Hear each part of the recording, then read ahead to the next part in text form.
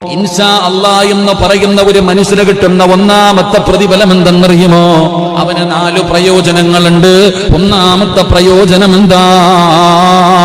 അള്ളാഹുവിന്റെ പ്രവാചകൻ സല്ലല്ലാഹു അലൈഹി വസല്ലമ തങ്ങൾ പറയുന്നു, അള്ളാഹുവിന്റെ കൽപ്പന അനുസരിച്ചതിനുള്ള പ്രതിഫലം കിട്ടും. ഇൻഷാ അല്ലാഹ് പറഞ്ഞാ കിട്ടുന്ന രണ്ടാമത്തെ പ്രതിഫലം മഹാനായ നബി മുഹമ്മദ് മുസ്തഫ സല്ലല്ലാഹു അലൈഹി വസല്ലമ തങ്ങൾ പറയുന്നു, അവന്റെ കാര്യം അല്ലാഹു എളുപ്പമാക്കി കൊടുക്കുമെന്ന് ആദരവായ പ്രവാചകൻ നബി മുഹമ്മദ് മുസ്തഫ.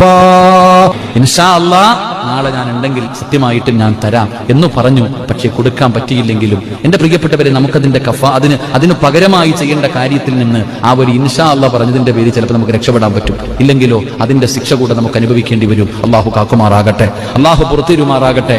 4, അവൻ എന്താണോ ചെയ്യാൻ ഉദ്ദേശിച്ചത് അതിൽ അള്ളാഹു ബർക്കത്ത് ചെയ്യും.